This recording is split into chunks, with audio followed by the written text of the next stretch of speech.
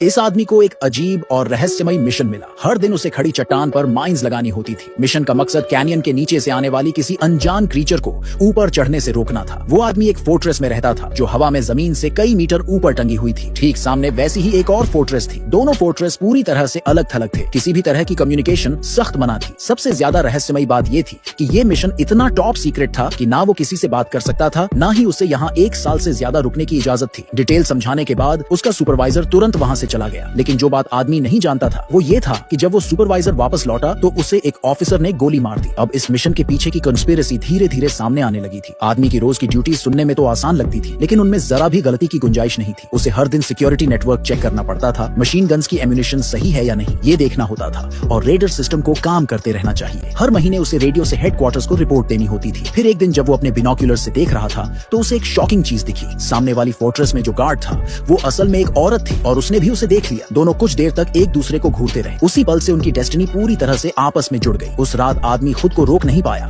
और दोबारा बिनोक्यूलर्स उठाकर उस औरत के मूवमेंट्स ऑब्जर्व करने लगा। लेकिन जैसे ही औरत को एहसास हुआ उसने जल्दी से अपनी मोमबत्ती बुझा दी। अब आदमी के मन में और भी सवाल उठने लगे। एक औरत इस फोर्ट्रेस की जिम्मेदारी क्यों